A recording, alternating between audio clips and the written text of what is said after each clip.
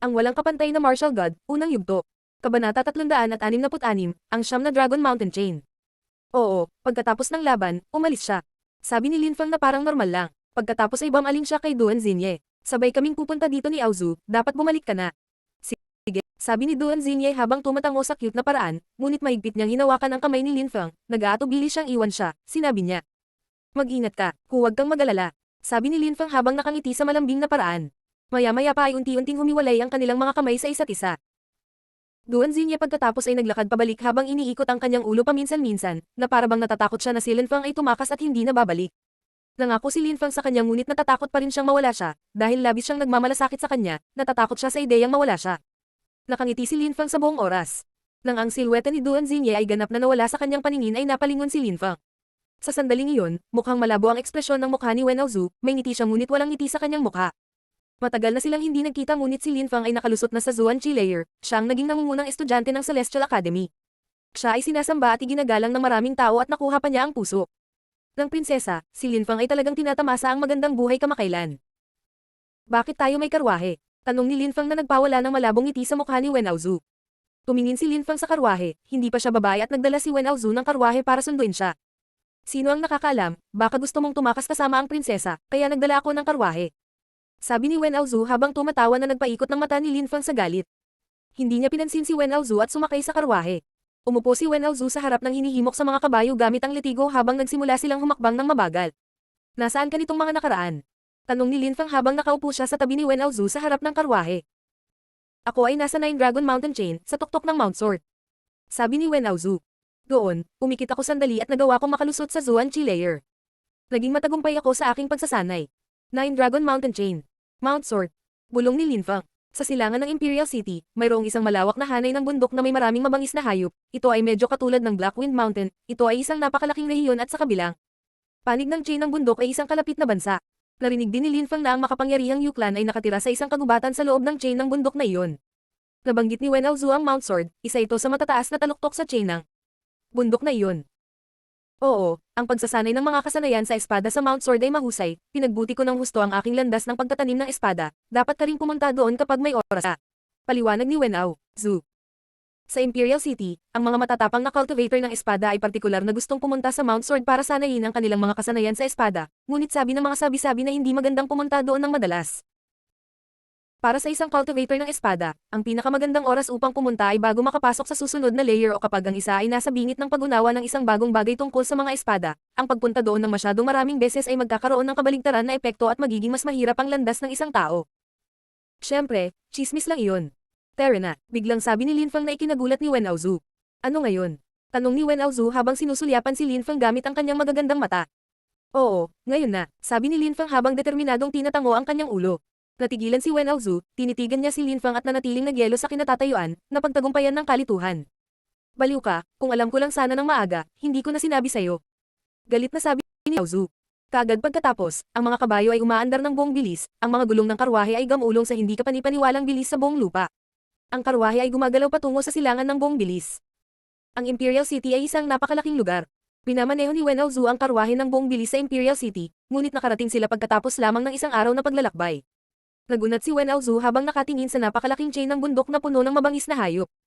Tumingin si Wen Aozu pagod, hindi dahil sa masipag na pagsasanay kundi dahil buong araw niyang nagmamaneho ng karwahe ng buong bilis. Huminga siya ng malalim, pagod na pagod talaga siya. Nakita ni Wen Aozu si Linfang na tumalon mula sa karwahe at tumingin sa bulubundukin na may kumikislap na mga mata. Mukhang excited siya. Ito ang unang pagkakataon na pumunta si Linfang sa Nine Dragon Mountain Chain, mayroon din itong maraming mabangis na hayop tulad ng Blackwind Mountain ngunit may mga pagkakaiba pa rin. Sa Blackwind Mountain, ang mga slope ay napuno ng mga puno, at ang kanilang topography ay naiiba din dahil sa Blackwind bundok, walang gaanong bangin. Bukod, ang topography ng Nine Dragon Mountain Chain ay sukdulan, mayroong malaking pagkakaiba-iba sa altitude sa pagitan ng iba't ibang mga bundok. Gayunpaman, pareho silang naglalaman ng mga nakakatakot na mabangis na hayop, kaya napuno ng makapal na chi mula sa mga hayop ang kapaligiran. Kahit napuno ito ng mabangis na hayop, maraming tao ang naglakbay patungo sa bundok na iyon. Ang mga mababangas na hayop ay lubhang mapanganib at ang kanilang mga kagubatan ay lubhang mapanganib na mga lugar. Ang pangangaso at pakikipaglaban sa mga mabangis na hayop ay isang mahusay na paraan upang makaipon ng karanasan sa labanan, kaya ang mga cultivator ay patuloy na isa sa panganib ang kanilang buhay sa pamamagitan ng pakikipaglaban sa mga mabangis na hayop. Pinatigas nila ang kanilang sarili at pinalakas ang kanilang determinasyon sa pamamagitan ng pakikipaglaban sa mabangis na hayop. Kasabay nito, sa mga hayop na kagubatan, ang mga magsasaka ay makakahanap din ng mga bihirang kayamanan. Sa makatuwid, ang pagsasanay sa isang hayop na kagubatan ay lubhang mapanganib ngunit mayroong maraming mga tao na nagpunta doon sa bagay. Nasaan ang Mount Sort? Tanong ni Lin Feng. Dumiretso ka ng halos 5 kilometro, makikita mo, paliwanag ni Wen Aozu. Immediately after, he added. Kagagaling ko lang dyan, kaya hindi na kita makakasama. Dito na tayo maghihiwalay. Nang matapos siyang magsalita ay agad siyang tumalikod at tumalon pabalik sa karwahe. Pagkatapos, ginamit niya ang kanyang mahabang litigo upang himukin ang mga kabayo habang ang tunog ng pag-alis ng karwahe ay napuno ng hangin. Hindi rin nagtagal at unti-unti na siyang naglalaho sa malayo. Pinanood ni Lin Feng si Wen Aozu na umalis, napakagandang tao. Siya ay tumingin kakaiba, pambabae at gwapo, ngunit siya ay kumilos ng natural, hindi napigilan at matigas ang ulo. Si Wen Aozu ay napakagaling din. Siya ay isang tao na may pag-uugali ngunit hindi siya walang ingat, palagi siyang nakataas ang ulo at balikat sa iba, hindi siya natatakot na hindi malaman ng mga tao kung gaano siya kalakas at prestihiyoso. Napakabilis, tumalikod si Lin Feng at naglakad papunta sa bulubundukin. Sinadya niyang magsanay at pagbutihin ang kanyang antas. Pagkatapos ng lahat, sa Imperial City, maraming kaaway si Lin Feng. Kung gusto niyang lumaban sa mga taong tulad ni Shi Qiong at kung gusto niyang patayin si Ling Tian, mayroon lang siyang sariling lakas na maaasahan. Sa makatuwid, nang marinig niyang sinabi ni Wen Aozu na ang lugar na ito ay perpekto para pagbutihin ang mga kakayahan ng Cultivator Sword, agad na nagpa siya si Lin Feng na pumunta ng walang kaunting pag-aalinlangan. Ang paglilinang ay isang bagay na walang itinakda o tinukoy na wakas at maaaring isagawa ng walang katapusan. Nagawa na ni Lin Feng ang pagsasanib ng espada, ngunit hindi pa niya ito nakakabisado, malayo na siya rito, bukod pa, kailangang mayroong mas matibay na sukat kaysa doon sa landas ng espada, kaya lang ay hindi pa sila natuklasan ni Lin Feng. Ang araw ay sumisikat sa makapal at masukal na kagubatan, kaunting liwanag lamang ang maaaring tumagos sa makakapal na mga halaman. Si Feng Ting ay naglalakad sa kagubatan na may pinakamahalagang pangangalaga. Nakapaligid sa kanya ang ilang gwardya mula sa kanyang angkan para protektahan siya. Shu, nasa loob na tayo ng mga 5 kilometro sa loob ng bundok, kung patuloy tayong sumulong, maaaring makatagpo tayo ng napakalakas na mga hayop na antas ng Ling. Kailangan nating maging maingat, sabi ng isang matandang lalaki sa tabi ni Feng Ting. Oo, alam ko, sabi ni Feng Ting habang tumatango. Kahit na natatakot siya, kailangan niyang magpatuloy, may sakit ang kanyang ama at kailangan niyang maghanap ng 9 sungrass. Shu, kung hindi mo kaya, sumuko na tayo. Hindi ka masisisi ng tatay mo. Ang paghahanap ng 9 sungrass ay napakahirap. Sabi ng matanda habang bamaantong hininga. Ang 9 sungrass ay naglalaman ng hindi kapani-paniwalang dami ng sunchi, naglalaman ito ng hindi kapani-paniwalang sigla ng araw. Lumaki lamang ito sa mga lugar kung saan ang purong chi ay sobrang siksik, ang mga lugar lamang na konektado sa mga ugat ng chi ng lupa ang maaaring tumubo ng 9 sungrass. Napakahalaga ng ganoong uri ng kayamanan na kahit na natagpuan nila ito, malaki ang posibilidad na ito ay manako ng isang mas malakas. Bahagyang umiling si Feng Ting, hinding-hindi siya susuko. Siyam na sungrass. Sakto sa sandaling iyon, dumaan si Lin Feng sa malapit at narinig ang tatlong salitang ito na nakatawag sa kanyang atensyon. Ang damo ay isang sangkap na antas ng Ling, maaari nitong pagalingin ang respiratory system ng isang tao at palakasin pa ito. Maaari nitong dagdagan ang lakas ng walang tigil. Bukod dito, isa rin ito sa mga sangkap ng Divine Water Pills. Hindi nakalimutan ni Lin Feng na si Yun Shi, na na-freeze, ay nangangailangan ng 9 sungrass para mabuhay. Kumunat ang noo ni Lin Feng habang nakatingin kay Feng Ting at sa mga bantay na nakapalibot sa kanya. Tila sineseryoso nila ang kanilang tungkulin bilang mga tagapagtanggol. May ilan pang mga tao na nakatingin sa babaeng iyon sa masama at baluktot na paraan, nagkikimkam sila ng masasamang disenyo, ang batang babaeng iyon ay mukhang makinis at matikas at nagkaroon ng mga kurba.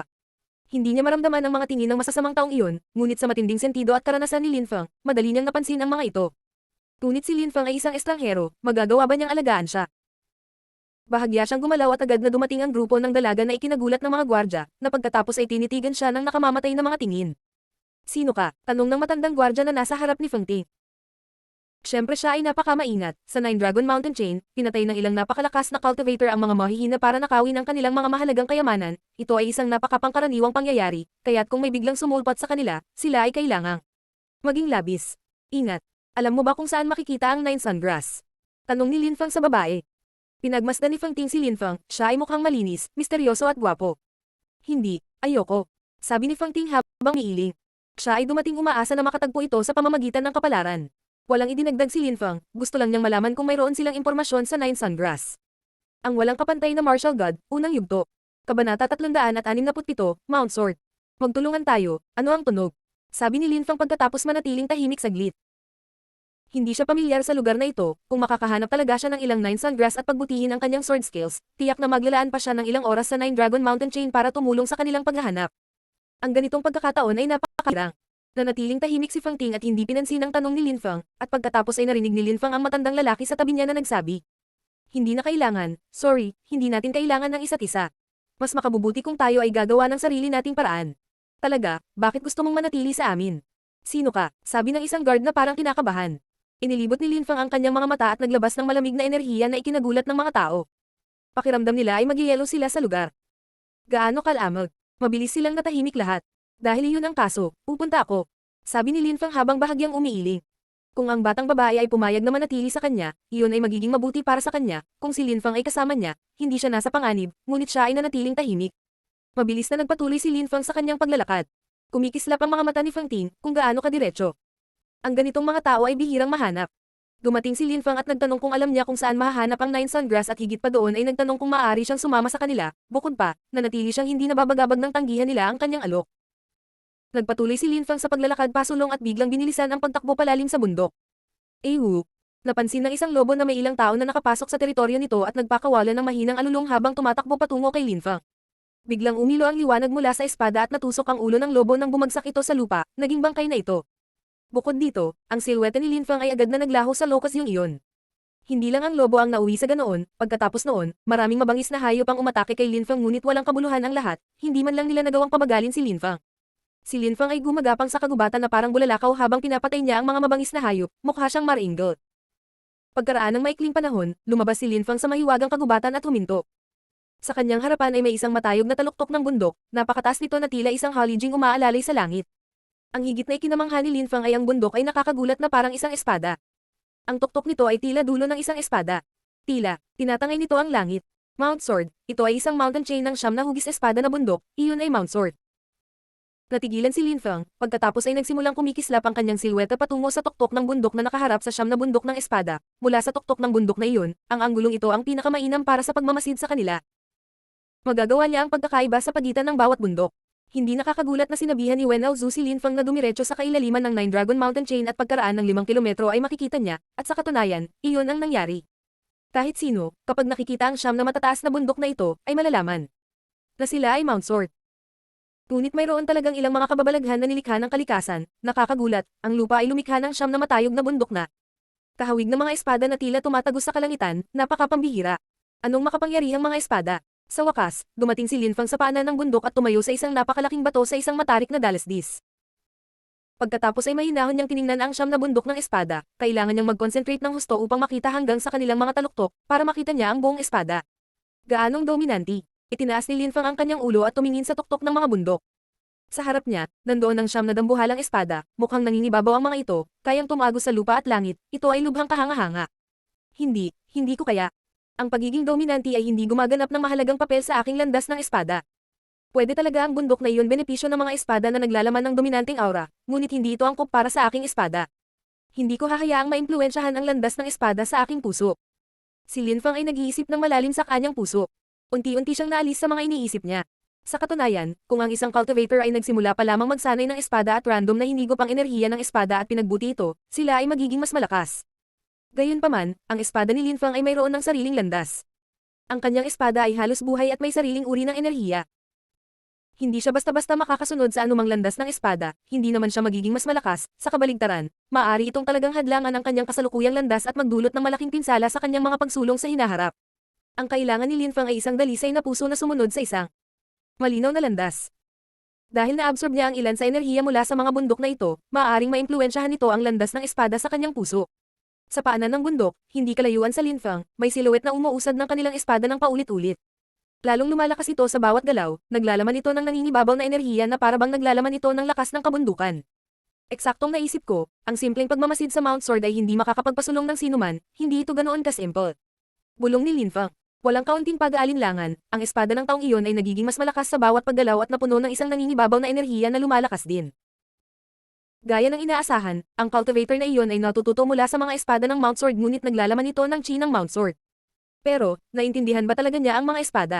Marahil ang pagsasanay sa ganoong paraan at pag-aaral ng sword energy ng mga bundok na ito ay makakatulong sa kanila na maging outstanding sa ilang sandali ngunit sa huli, ito ay gwang.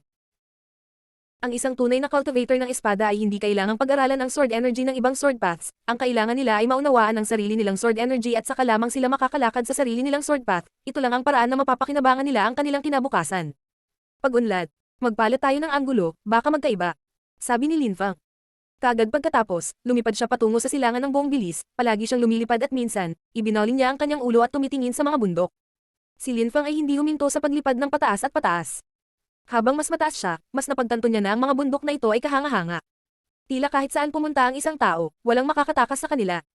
Nang tumingin si Linfang sa isang bundok ng espada na hindi kalayuan sa kanya, nagkaroon siya ng impresyon na ang espada ay nasa kanyang tagiliran.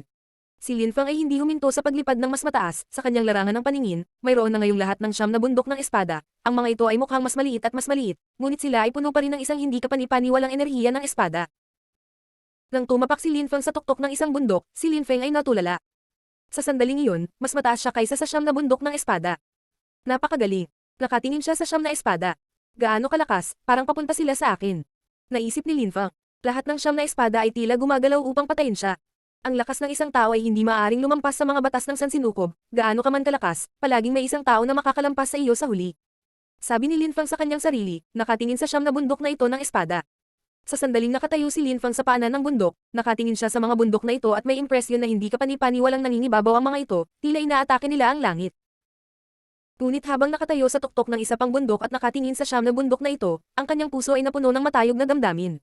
Marahil lahat ng dumating upang pag-aralan ang enerhiya ng mga bundok na ito ay may iba't ibang karanasan at iba't ibang paraan upang mapabuti ang kanilang landas sa espada. Si Linfang ay unang tumingin sa kanila at ngayon ay nakatingin siya sa kanila. Ang bawat nagtatanim ng espada ay nagtitiwala sa kanilang espada. Determinado ang mga magsasaka na patuloy na pagbutihin ang kanilang mga sarili, ngunit upang magawa iyon, kailangan nila ng isang hindi kapanipaniwalang lakas ng loob at pagkatapos lamang sila ay maaaring tumayo sa itaas ng iba, na nakatingin sa ibaba.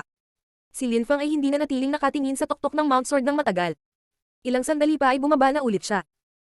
Pagkatapos ay nagsimula siyang paulit-ulit na umakyat at bumaba sa iba't ibang mga bundok habang pinagmamasdan ang 9 na bundok ng espada mula sa iba't ibang anggulo. Patuloy na ginawa iyon ni Linfang sa loob ng 3 araw. Sa 3 araw, nakita niya ang 9 na bundok ng espada mula sa bawat posibleng anggulo. Sa wakas, sa ika-4 na araw, bumalik si Linfang sa tuktok ng bundok na iyon kung saan mamamasdan niya ang mga ito at umupo habang naka-cross-leg. Mahinahon siyang naupo sa tuktok ng bundok na iyon at pumikit. Nang hindi gumagawa ng anumang tunog o anumang paggalaw, tanging ang banayad na simoy ng hangin ang umiihip sa katawan ni Linfang sa tuktok ng bundok, ang mahabang buhok ni Linfang ay malumanay na umiindayog. Nagmuni-muni doon si Linfang sa loob ng 3 araw. Napagmasdan ni Linfang ang 9 na bundok ng espada mula sa iba't ibang anggulo sa loob ng 3 araw, at pagkatapos ay nagnilay-nilay siya ng isa pang 3 araw. Sa ika-7 araw, isang gatas na puting enerhiya ang nagsimulang tumaas sa hangin patungo sa araw. Malumanay itong lumulutang sa abot tanaw. Puno ng sigla at sigla, ang mga sinag ng sikat ng araw ay sumisikat pababa sa katawan ni Linfang, ito ay nakaramdam ng init at nakaka-relax. Noong nakaraan, pinanood ko ang pagsikat at pagbagsak ng araw sa loob ng 3 araw at naunawaan ko ang 3 bagong kasanayan sa espada. Sword of the Rising Sun, Scorching Sword, at Sword of the Setting Sun. Naisip ni Linfang. Nakagawa ako ng malaking pagunlad sa landas ng paglilinang, natutunan ko ang kasanayan sa Cosmos Burning Sun, isang kasanayan sa araw, maliban sa Scorching Sword na nagbago pagkatapos kong matuto. Ang kasanayan sa araw, ang aking Sword of the Rising Sun at ang Sword of the Setting Sun ay hindi pa rin nagbabago. Ang aking nakapaso na espada at espada ng sikat na araw pati na rin ang aking espada ng paglubog ng araw ay magiging aking pinakahuling pag-atake. Sabi ni Linfang. Isang napakatalom na enerhiya ng espada ang lumitaw nang biglang gumalaw si Linfang. Ang walang kapantay na martial god, unang yugto. Kabanata 368, nanginginig ang lupa. Sa kamay ni Linfang ay lumitaw ang isang makinang na liwanag ng espada, pinalapot niya ito upang lumikha ng isang purong kisort. Dahan-dahang ginamit ni Linfang ang espada sa kanyang kamay para sanayin ang kanyang mga galaw. Ang espada ay dahan-dahang tumaas sa hangin tulad ng pagsikat ng araw ng isang bagong araw, ito ay puno ng sigla. Ang espada ni Linfang ay biglang huminto sa kalagitnaan sa ere. Tumigil si Linfang sa kanyang paggalaw at nagsimulang sumimangot. Ang aking Sword of the Rising Sun ay nangangailangan ng enerhiya ng pagsikat ng araw. Kahit na ito ay puno ng sigla, ang potensyal na pumatay nito ay masyadong mahina. Naisip ni Linfang. Kaagad pagkatapos, nag-condense siya ng isa pang espada at sinimulan niya ang mga paggalaw muli, ngunit mayroon pa rin itong parehong kahinaan. Sa pagkakataong ito, sinasanay lang ni Linfang ang kanyang mga kasanayan sa espada at hindi gumagamit ng nakamamatay na enerhiya o enerhiya sa pakikipaglaban. Ang pagsasama-sama ng maraming uri ng enerhiya ay maaaring palakasin ng explosive power ng isang espada, ngunit hindi ito makakatulong sa Linfang na masira. Sa pamamagitan ng isa pang layer ng dimensyon ng espada. Matapos maabot ang isang tiyak na antas ng espada, kailangan na maunawaan ang sariling tunay na kalikasan, tanging ang isang dalisay at walang halong espada lamang ang makakatulong sa isang magsasaka ng espada na umunlad sa landas ng paglilinang ng espada, dahil ang bawat espada ay naglalaman ng sarili nitong enerhiya. Pinalapot ni Linfang ang isa pang espada, at isa pa at iba pa na parang nakalimutan na niya ang paglipas ng panahon. Hindi man lang siya tumigil sa paghinga, ang tanging pinagtuunan niya ng pansin ay ang kanyang espada. Mas mabagal ngayon, imposible, kahit na mayroon itong chinang pagsikat ng araw, ito ay masyadong mabagal, hindi ko kayang pumatay ng sinuman gamit iyon. Masyadong mabilis ang isang ito, hindi ito katulad ng pagsikat ng araw. Tila may depekto at hindi makahanap ng balanse si Lin Fang. Sa pagkakataong iyon, bigla siyang huminto. Hindi na siya nagpalapot ng isa. Pang-espada at sa halip ay tumingin siya sa siyam na bundok ng espada sa di kalayuan, tila nag-iisip at naliligaw siya sa pag-iisip. Ang siyam na bundok ng espada ay halos magkapareho, lahat sila ay may hugis ng isang espada, ngunit hindi sila ganap na magkatulad, mula sa iba't ibang mga anggulo, si Lin Fang ay nakakuha ng ibang impresyon, lalo na mula sa itaas at mula sa paanan ng mga bundok. Nang siya ay tumangala sa mga bundok, si Lin Fang ay may impresyon na ang mga espada ay tumutusok sa langit, nang siya ay tumingin sa mga bundok mula sa itaas, ang mga ito ay mukhang hindi mapigilan na para bang sila ay darating para sa kanyang buhay, ang parehong mga espada ay nagbigay ng ganap na magkakaibang damdamin. Ang parehong mga espada, ngunit iba't ibang mga damdamin. Natigilan si Lin Fang, kumislap ang kanyang mga mata. Muli niyang pinagmasdan ng araw, unti-unti itong sumisikat sa langit, lalo itong kumikinang habang paakyat ito sa langit. Lalong lumalakas din ang sikat ng araw. Ang isa pang espada ay lumitaw sa kamay ni Lin Fang. Nang walang pag-aalinlangan, sinimulan muli ni Lin Fang ang kanyang mga galaw. Ang espadang iyon ay mukhang maningning at napakabagal, na para bang ito ay sinadya lamang na maging maganda, wala itong anumang potensyal na pumatay, ngunit hindi man lang namamalayan ng isa, ang espadang iyon ay nagiging mas nakasisilaw at napuno ng walang katapusang kapangyarihan ng pagsikat ng araw. Sa oras na ang espada ay nasa kalahati na sa himpapawid, ito ay napakasilaw na maaari itong makipagtunggali sa araw. Ang espadang iyon ay hindi mabagal at hindi rin mabilis, ito ay tulad ng pagsikat ng araw, sa una ay nakakuha lamang ito ng atensyon ng mga tao dahil sa kagandahan at pagkatapos ay sa pagangat nito sa langit, ito ay naging mas malakas na hindi man lang namamalayan, at sa isang kisap mata isang mata, ito ay naging napakainit. Ang espada ng sumisikat na araw ay nagpapakalat ng maliwanag at hindi kapanipaniwalang nakakasilaw na liwanag sa paligid. Tila nawala ang lahat sa liwanag na iyon, tanging espada na lamang ang natitira. Napapaso na espada, sabi ni Lin Fang. Ang espada ng sumisikat na araw ay naging nakakapasong espada. Walang ganap na pagkakaiba na maaaring gawin sa pagitan ng espada ng pagsikat ng araw at ng nakakapasong espada. Ang espada ng pagsikat ng araw ay natural na naging nakakapasong espada. Krr. Krr. Isang banayad na tunog ng kaluskos ang lumabas mula sa atmosfera at biglang 100 metrong haba na nakasisilaw na liwanag ng espada ang sumambulat sa kalangitan. Lahat ng nasa lugar ay hindi nakatakas mula sa nakakasilaw na liwanag ng espada. Nilalaman pa nito ang nakakapasong init ng araw na sumalakay sa buong lugar. Ang nakapasong na sword na iyon ay tila binalot nito ang buong universo. Sword of the Setting Sun. Ang nakakapasong espada ay nagliliwanag pa sa paligid ng Lin Fang nang biglang, ang enerhiya ng espada ay nagsimulang magbago at nawala ang ningning nito, tulad ng papalubog na araw, nagbigay. Ito ng pakiramdam ng nostalgia. Sa sandaling ito ay ang pinaka-nakakasilaw, ang taybak na iyon ay biglang nagsimulang maging isang tiwangwang at madilim na espada. Ang tatlong pag-atake ng espada na ito ay bumuo ng isang pag-atake ng espada. Ang pagsikat ng araw ay natural na magiging isang nakakapasong araw na pagkatapos ay naging papalubog na araw. Ito ay pareho mula noong likhain ng universo, hindi na ito magbabago. Boom! Boom! Boom! Ang lupa ay nagsimulang sumabog at sumabog. Nahati na sa dalawa ang dulo ng bundok, may napakalalim na hiwa sa tuktok ng bundok, ang malalim na hiwa ay parang dumiretso sa kailaliman ng bundok at parang nilikha ng espada. Napaka hindi kapanipaniwalang mapangwasak na kapangyarihan. Tumingin si Lin Fang sa dispersing light at bamantong hininga. Sa sandaling iyon, pinag-aaralan lang ni Lin Fang ang kanyang espada, hindi niya ginagamit ang kapangyarihan ng kanyang Cosmos Burning Sun, kung ginamit niya ito, damobel sana ang mapanirang kapangyarihan ng kanyang pag-atake. Nang pag-isipan niyon, sinimulan ni Lin Fang na gamitin ang kanyang Cosmos Burning Sun skill at kaagad, isang malakas na Sun Chi ang pinakawalan, ang buong katawan ni Lin Fang ay napaliligiran ng apoy habang naliligo siya sa sikat ng araw. Ang araw sa kalangitan ay sumikat patungo kay Lin Fang sa lambak na parang naga-atubili na umalis sa tabi ni Lin Fang. Ang araw ay talagang nagpapaliwanag kay Lin Fang, bukod pa, isang pattern ng araw ang malinaw na lumitaw sa katawan ni Lin Fang. Kapag ginamit ang kanyang Cosmos Burning Sun skill sa ilalim ng sikat ng araw, naramdaman ni Lin Fang na ang kanyang buong katawan ay napuno ng walang katapusang lakas at kapangyarihan, na para bang nakuha niya ang kapangyarihan ng araw. Ang kanyang espada ay nagsimulang gumalaw muli, ito ay nakasisilaw habang ito ay nagliliwanag sa kapaligiran, isang dumadagandong na tunog na kumalat sa kapaligiran at silang lahat ay nagmula sa tuktok ng bundok kung saan nakatayo si Lin Fang. Si Lin Fang ay nasa ganap na paglulubog sa kanyang espada, habang nagsasanay sa pagtatanim ng espada, ang kanyang puso ay hindi na maabala ng iba pa, ang tanging nasa isip niya ay ang kanyang espada. Paglilinang ng espada. Sa di kalayuan, sa paanan ng bundok, si Feng Ting at ang iba pa ay nakatingin sa malayo. Nang tumingin sila sa tuktok ng bundok, lahat sila ay namangha. Gaano kalakas? Nagtataka ako kung sino ang kababalaghang iyon, mayroon siyang napakahusay na kaalaman sa mga espada. Bulong ni Feng Ting. Nakikita, lamang niya ang nakakasilaw na liwanag ng espada ng sumisikat na araw. Mas nakakasilaw pa ito kaysa sa totoong araw sa itaas nila sa langit. Kahit na siya ay napakalayo, nararamdaman pa rin ni Feng Ting ang mapangwasak na kapangyarihan na taglay ng espada. Ang mga hiwa ng espada sa bundok ay nagdulot sa kanyang labis na pagkalito. Ang mga kasama ni Feng Ting ay nakatingin din sa tuktok ng bundok. Ang bawat isa sa kanilang lahat sila ay nagnanais na balang araw ay maging ganoon kalakas sila, kapag ang gayong espada ay lumitaw, ang lupa at ang langit ay tila walang kulay kung ihahambing. Ang kaya lang nilang tingnan ito ng ganoon katagal, ay ang layo-layo nila rito, kung malapit lang sana sila rito, malamang ay hindi na rin nila may dilat ang kanilang mga mata. Boom! Boom! Boom! Si Feng Ting at ang iba pa ay halos bumagsak sa lupa na ikinagulat nila. Ano ang nangyayari? Tanong ni Feng Ting sa mahinang boses. Kaagad pagkatapos, walang humpay na dumagundong ang mga tunog ng dagandong sa kapaligiran. Nanginginig pa ang lupa sa ilalim ng kanilang mga paa. Ano ang nangyayari? Anong nangyayari? Si Feng Ting at ang iba ay hindi nang ahas na kumilos.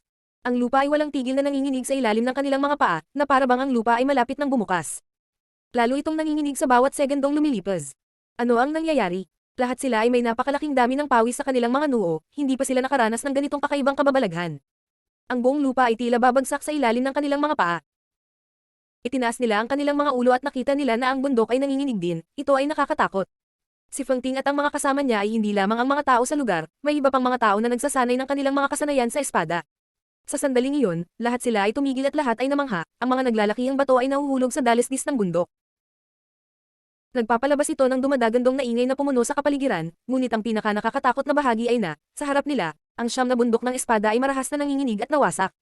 Ang lupa ay patuloy na nanginginig ng mas matindi sa buong lugar, ang lahat ay nataranta at ang lahat ay tumigil sa anumang kanilang ginagawa. Napatulala silang lahat. Ang mga hayop ay umuungal, humahagulgol at umaalulong at nababaliw habang sila ay tumatakbo palayo sa pinanggalangan ng mga pagyanig. Tanging si Lin Feng lamang ang naiwan sa tuktok ng bundok na nagsasanay sa kanyang paglilinang ng espada, siya ay ganap na nakalubog sa kanyang dimensyon ng espada. Maaaring sumabog at gumuho ang mundo sa paligid niya, ngunit mananatili siyang nakatutok sa kanyang espada. Sa kanyang puso, walang iba kundi ang kanyang espada. Si Lin Feng ay nasa dimensyon ng espada na nag-aaral ng kanyang espada, tila nakalimutan na niya ang buong mundo at nakalimutan ang oras. Ayon sa mga alingaw-ngaw, ang mga maaaring tumagos sa dimensyon ng pagsasanib ng lupa ay may hindi kapani-paniwalang pag-unawa at mas madaling maabot ang kanilang mga sandali ng kaliwanagan. Ang chismis na iyon ay hindi mali, si Lin Feng ay tiyak na sumanib sa lupa at nagkaroon ng sandali ng kaliwanagan.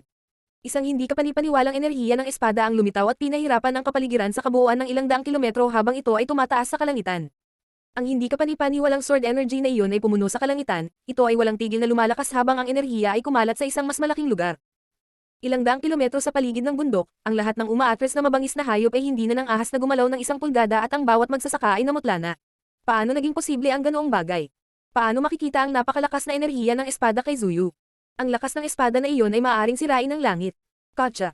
Parang galing sa langit ang tunog na iyon. Ang lakas ng espadang iyon na tumaas sa langit ay lalong nakakatakot, ang siyam na bundok ay nagsimulang manginig pa at tila baguguho. Sa teritoryo ng Yuklan, isang matandang cultivator na may puting buhok, na nagsasanay sa kanyang pagtatanim, ay biglang nagbukas ang kanyang mga mata nang maramdaman niya ang hindi kapani-paniwalang lakas ng espada, ang kanyang ekspresyon sa mukha ay nagbago ng husto. Nako, masama ito. Galit siyang napaungol at pagkatapos ay tumalon sa hangin, binasag ang isang butas sa kanyang bubong, pagkatapos ay tumingin siya sa malayo sa direksyon ng siyam na espada mga bundok. Tila may espada sa langit, espadang ganap na gawa sa enerhiya, nagsimulang tumulo ang pawis sa noo ng matanda. Masisira na ang selyo, sino ang nagtangkang sirain ang selyo sa masamang espada? Ang walang kapantay na martial god, unang yugto. Kabanata 369, ang Evil Sword. Sa Zuyu, ang mga pinaka-nakakaunawa sa Nine Dragon Mountain Chain ay ang Zuyu Clan. Alam na alam ng Yu Clan kung bakit nagkaroon ng pangalan ng Nine Dragon Mountain Chain, ito ay isang malabong bahagi ng kasaysayan ng kanilang clan. Ayon sa mga alingaw-ngaw, mayroong siyam na ordinaryong bundok kung saan nagpunta ang napakalakas na mga cultivator ng espada upang sanayin ang kanilang mga kasanayan sa espada, at ang malalakas na magsasaka na ito ay inukit ang mga bundok na ito sa siyam na bundok na hugis ng mga espada. Ngunit isang pangunahing disipulo lamang ng Yu Clan ang makakaalam na ang siyam na bundok na ito ng espada ay may ganoong hugis dahil isa sa ang kanilang mga ninuno ay nakipaglaban sa isang napakalakas na cultivator ng espada. Ito ay naging isang napakalaking labanan. Ang napakalakas na cultivator ng espada ay tumanggi na mamatay at sinunog ang kanyang lakas ng kaluluwa sa isang hindi kapani-paniwalang presyon na naging sanhi ng kanyang espada sa isang masamang espada. Pagkatapos ay ginamit niya ang masamang espadang iyon para masaktan ng husto ang ninuno ng Yu Clan, halos patayin sila. Sa huli, ang ninuno ng Yu Clan at isa pang napakalakas na cultivator noong panahong iyon ay kumilos ng sama-sama upang sugpuin ang masamang espada at hatiin ito sa siyam na bahagi ng kapangyarihan, na pinangalanan nilang siyam na dragon. Sila rin ang siyam na bundok ng espada, mula sa sandaling iyon, tanging ang pinakamalakas na cultivator ng Yu Clan, na nakatira sa isang kagubatan mga 50 kilometro ang layo mula sa siyam na bundok ng espada, ang nakakaalam ng katotohanan. Sa abot tanaw, nagsisimula ng magtipon ang mga itim na ulap. Nang makita ng matandang puting buhok ang masasamang ulap na ito, napabuntong hininga siya. Hindi niya alam kung kailan natataka ng Evil Sword pero sa pagkakataong iyon, tila umuusbong na naman ito at hindi niya alam kung mapalad ba ito o isang nagbabantang pangyayari. Sa Zuyu, nakakagulat na may isang taong sapat na malakas upang basagin ang selyo ng masamang espada at maakit ito sa kanya. Tanging isang henyo na nakalusot sa hindi kapani-paniwalang antas ng dimensyon ng espada ang makakamit ng ganoong hindi kapani-paniwalang gawa. Nagtataka ang matanda kung sino kaya ang taong iyon. Ang taong iyon ay nakakagulat na nasira sa isang hindi kapani-paniwalang layer sa loob ng dimensyon ng espada. Ito ay malinaw na sila ay lubhang advanced sa kanilang landas ng paglilinang sa espada. Ang kanilang mga likas na kakayahan ay isa sa alang-alang din nakakakilabot. Fine, bakit kailangan kong mag-isip masyado? Nasira ang selyo, hindi naman siguro masamang bagay iyon. Sa isip ng matandang lalaking may puting buhok habang nakatingin sa mga itim na ulap sa abot tanaw. Ang matalim niyang ekspresyon sa mukha ay unti-unting napalitan ng nakaka-relax na ekspresyon. Wala siyang pakialam, lahat ng nakatakdang mangyari, ay mangyayari. Sa sandaling iyon, ang siyam na bundok ay lalong umuuga. Sa himpapawid, tinakpan ng mga itim na ulap ang kalangitan. Ang liwanag ng araw ay naharang at ang kadiliman ay sumalakay sa tanikalan ng bundok. Isang lubhang nakakatakot at mapang-ipang chi ang bumabalot sa lupa. Ang mga mabangis na hayop ay gumagapang sa kanilang mga tiyan, maging si Feng Ting at ang iba pa ay lahat ay bumagsak sa lupa. Walang tigil ang pagtulo ng pawis sa kanilang mga noo. Halos bumagsak na sila sa pressure. Hindi alam ng mga taong ito ang alam ng matanda. Hindi nila alam kung ano ang nangyayari. Naramdaman na lang nila na ang lupa ay babagsak at guguho sa ilalim ng kanilang mga paa. Masyadong nakakatakot. Ang mapang-api na sword energy na iyon ang nagpang-inag sa kanilang buong katawan. Hindi sila nang ahas na kumilos, sa takot na papatayin sila ng celestial sword kung gagawin nila. Sa sandaling iyon, nagkamalay din si Lin Feng mula sa kanyang kislap ng kaliwanagan. Namangha siya sa mga pagbabago sa topographical na naganap. Hindi niya akalain na kapag siya ay nagkamalay mula sa kanyang kislap ng liwanag, ang langit at ang lupa ay mukhang napakatakot. Ang lahat, kahit na daan-daang kilometro sa paligid, ay may parehong pakiramdam ng pangamba. Nararamdaman din ni Lin Feng ang mapang-ipang chi, bukod pa, sa tuktok ng bundok, ang mga itim na ulap ay tila namumuo ng direkta sa itaas niya, kaya't naramdaman niya ang mapang-ipang chi ng mas matindi at malinaw kaysa sa lahat. Ano ang nangyayari? Naisip ni Lin Feng habang tumutulo ang malamig na pawis mula sa kanyang noo. Tumingin si Lin Feng sa malayo at nakita niya na ang siyam na bundok ay walang tigil na nanginginig at naglalabas ng dumadagandong na ingay. Ang siyam na bundok na ito ng espada ay dahan-daang nagsisimulang mahati sa kalahati. Kasabay nito, sa kalangitan sa itaas ng siyam na bundok ng espada, isang ilusyon ng espada ang lumitaw sa gitna ng mga itim na ulap. Ito ay isang madilim at masamang espada. Nakakatakot ang lakas. Napakalakas at brutal na evil energy. Naisip ni Lin Feng na namangha. Siya ay nasa ilalim lamang ng mga itim na ulap at malinaw na nararamdaman ng masamang enerhiyang nilalaman nito, galit, kahihiyan, puot at lahat ng uri ng masamang enerhiya ay naruroon, at silang lahat ay bumubuo ng masamang espada. Boom! Tila sisabog ang mga bundok at nahati ang lupa. Si Lin Feng ay nasa estado ng pagkabigla at marahas na nanginginig. Ang siyam na bundok sa kanyang harapan ay biglang sumabog at gumuho. Ang malalaking bato ay bumabagsak mula sa langit at lumilikha ng mga sipol habang sila ay nahulog sa lupa. Mayroon ding ilang mga bato na tuluyang nawasak at naging pulbos sa hangin. Isang espada, nakakapagtaka, may mga espada. Tumibok ang puso ni Lin Feng. Ang mabatong ibabaw ng siyam na bundok ng espada ay sumabog at sa kanyang harapan ay lumitaw ang siyam na naglalakihang espada. Sila ay mga dambuhalang itim na espada na mukhang napakasama. Nakaharap sila sa langit ngunit ang kanilang nakakatakot na masamang enerhiya ay talagang nakakagulat. Hindi lamang si Lin Feng kundi ang lahat ng iba pa sa rehiyon ay nanatiling nagyelo sa kanilang mga panimulang posisyon. Sa Zuyu, alam ng maraming tao na mayroong siyam na bundok ng espada sa Nine Dragon Mountain Chain, alam nila na sa pagmamasid sa mga bundok na ito, ang mga cultivator ng espada ay maaaring maging mas malakas. Alam ng lahat na ang mga bundok na ito ay espesyal, ang mga ito ay puno ng determinasyon ng mga magsasaka ng espada ngunit ang walang nakakaalam ay ang siyam na bundok ng espada na ito ay nakakagulat na siyam na naglalakihang espada, at hindi nila alam na sila ay nakakatakot na masasamang espada. Sa sandaling iyon, isang nakamamatay na liwanag ang lumilitaw mula sa siyam na naglalakihang espadang ito. Sa nakamamatay na katahimikan ng kapaligiran, ang siyam na espada ay nanginginig at naglalabas ng mga tunog ng pagsipol, ang masamang itim na ulap ay nagsimulang gamulong sa kalangitan. Boom! Ang siyam na masasamang espada ay sumugod sa hangin at nagsimulang lumiit. Ang enerhiya ay nakondense sa siyam na normal na laki ng mga espada. Biglang, naramdaman ni Lin Feng na ang kanyang buong katawan ay inaapi ng isang hindi kapani-paniwalang enerhiya ng espada na pumipigil sa kanya sa paggalaw, ang kanyang puso ay marahas na tumibok. Naramdaman ni Lin Feng na ang mga espadang ito ay buhay at lahat sila ay nakatitig sa kanya. Ang mga maitim na espada ay biglang nahulog mula sa langit at nahulog na parang mga bulalakaw patungo kay Lin Feng. Natakot si Lin Feng nang makita niya ito. Ano ang nangyayari? Bakit bigla siyang sasalakayin ng mga espadang ito? Paano niya malalabanan ang kapangyarihan ng gayong nakakatakot na mga espada? Hindi may pagtanggol ni Lin Feng ang kanyang sarili laban sa mga espadang ito, masyadong mabilis ang mga ito. Napakabilis nila kaya hindi ito makapaniwala. Bakas sa mukha ni Lin Feng ang kawalan ng pag-asa, ang masasamang espada ay mabilis na gumagalaw patungo sa kanya. Isang dagandong na tunog ang lumitaw sa atmosfera at kaagad pagkatapos, si Lin Feng ay nag-blackout. Sa tuktok ng bundok kung saan siya nakatayo, mayroong isang hindi kapani-paniwalang malalim na bunganga. Si Lin Feng at ang mga espada ay nawala sa kailaliman ng bundok. Sa lalim ng dilim, wala man lang liwanag. Gayunpaman, sa sandaling iyon, naramdaman ni Linfang ang alam ng lahat, ang lahat ay mas malinaw at mas nakaiba kaysa karaniwan. Hindi ako patay. Nagulat si Linfang, inabot niya ang kanyang kamay at hinawakan ng dingding, nakaramdam ito ng lamig. Hindi pa namatay si Linfang dahil nararamdaman pa rin niya ang kanyang katawan. Buhay pa siya ngunit ang siyam na espada. Sa sandaling iyon, naramdaman ni Linfang ang siyam na espada, tumagos ang mga ito sa kanyang katawan, pakiramdam niya ay maaari niya itong ipakita anumang oras, na parang ang masamang espada ay sumanib sa kanyang katawan. Paano nangyari ang ganoong bagay?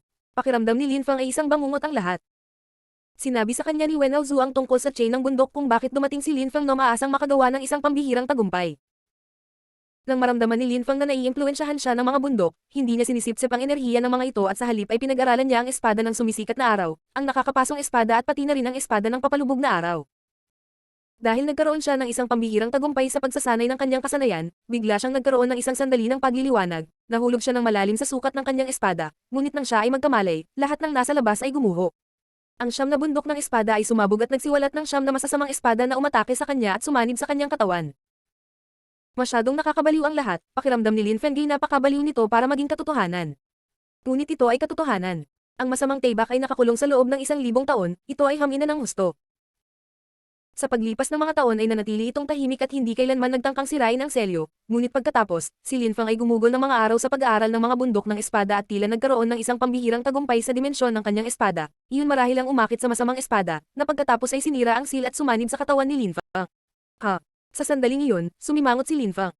Pakiramdam niya ay nilalamon ng masamang espada ang kanyang kaluluwa. Agad na inilipat ni Linfang ang masamang espada sa loob ng kanyang katawan na pinipigilan nitong magkaroon ng anumang kontak sa kanyang kaluluwa. Bilang inaasahan, huminahon ng masamang espada pagkatapos noon at nanatiling tahimik. Ito ay napakanakaka-intriga. Ang masamang espadang iyon ay hindi isang ordinaryong espada. Ang siyam na, mabibigat na espadang ito ay may sariling buhay.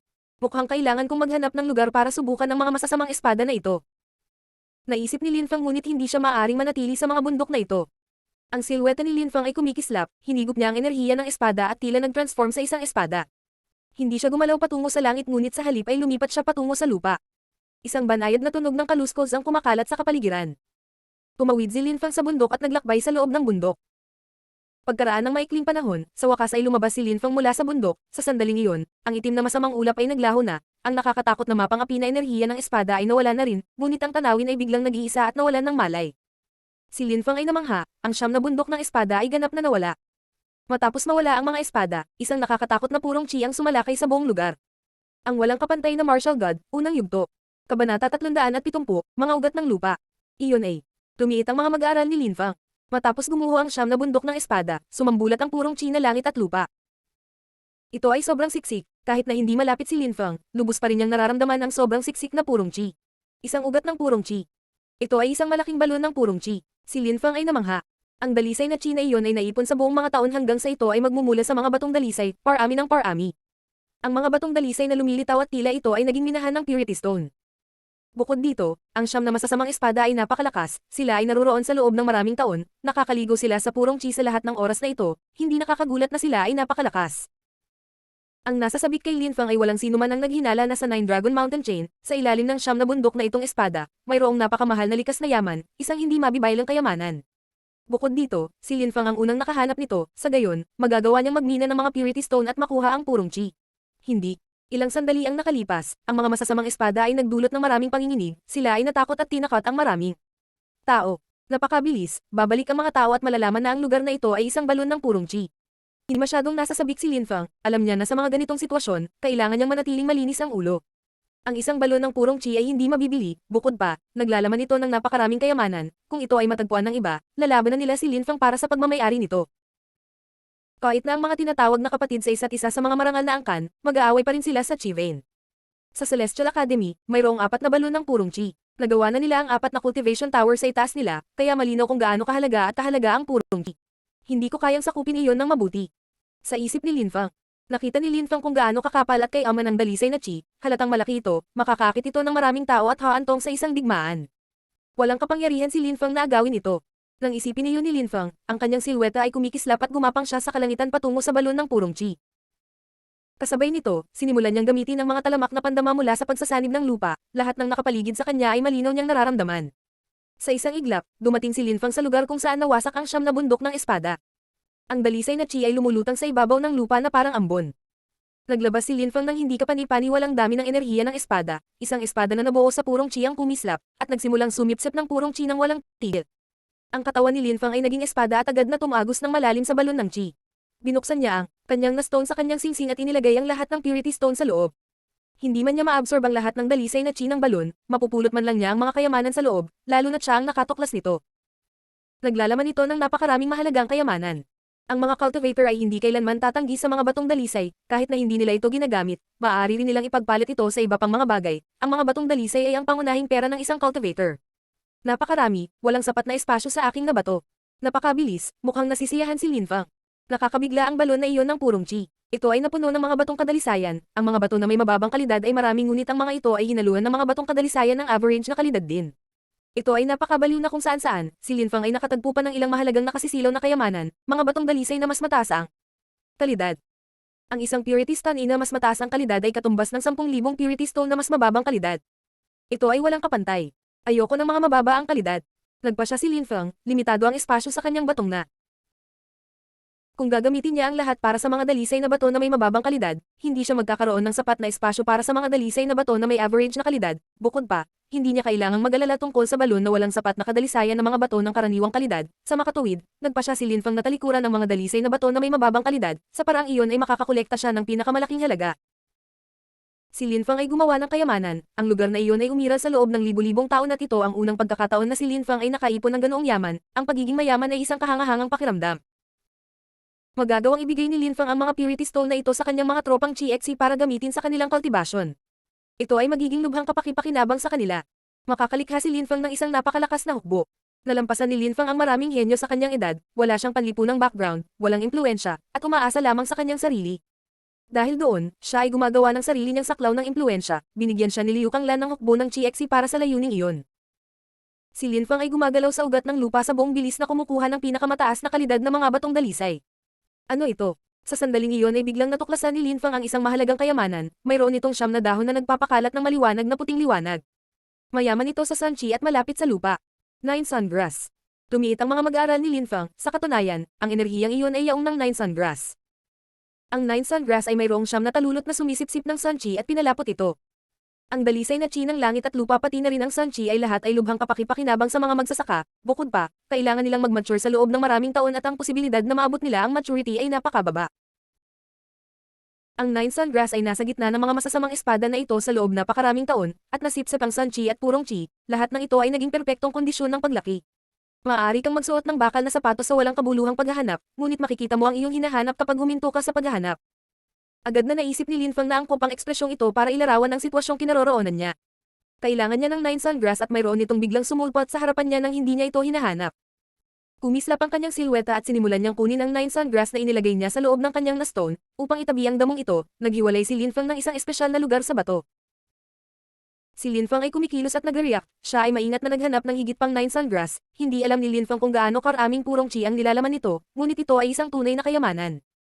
Tulad ng inaasahan, marami pa. Tumiti si Lin Fang. Maningning ang kanyang ngiti. Ang lugar na iyon ay naglalaman ng napakaraming 9 Sungrass, maaaring mayroong pangalawang lugar kung saan marami pa, at pagkatapos ay pangatlong lugar. Kahit ano ay posible. Sa sandaling iyon, may mga taong lumitaw mula sa malayo, ito ay si Fang Ting at ang iba pa. Nang maramdaman nila ang sobrang siksik at mayamang purong chi, tumigil sila at agad na natuwa. Nakapagtataka, mayroong isang balon ng purong chi doon. Lalo silang naging excited, nagkaroon ng ugat sa lupa, kailangan ba nilang manatiling tagapagtanggol ng isang angkan? Maaari silang maging labis na mayaman at makakuha ng isang kapalaran ng mga batong dalisay. Napakaraming purity stones. Sabi ng isang boses sa gitna ng mga tao. Kaagad pagkatapos, ang mga silhouette ng mga tao ay nagsimulang kumukutitap at sila ay sumugod patungo sa balon at nagsimulang mamulot ng mga batong dalisay. Sa sandaling iyon, wala silang pakialam sa kahit ano pa, ang nakikita lang nila ay mga batong dalisay, isang walang katapusang agos ng mga batong dalisay. Tumigil na kayong lahat. Galit na sigaw ng matanda sa tabi ni Fang Ting nang makita niyang nagwawala ang lahat ng gwardya. Anong ginagawa mo? Galit din na sabi ni Fang Ting ngunit hindi siya pinansin ng lahat. Ang mga gwardya na ito ay tumingin lamang sa kanya at sa matanda sa malamig at hiwalay na paraan, kaagad pagkatapos, nagpatuloy sila sa pagnanakaw ng mga bato ng kadalisayan, hindi pinapansin ng mga ito. Hindi mo ba narinig si Shu? Galit na sigaw ng matanda habang naglalabas ng malamig na enerhiya. Shu, kung naging bantay kami ng Fang clan mo, kailangan lang namin ng purity stones, ngayong may purity stones na kami, bakit kailangan namin siyang pakinggan? Ano ang balak niyang gawin?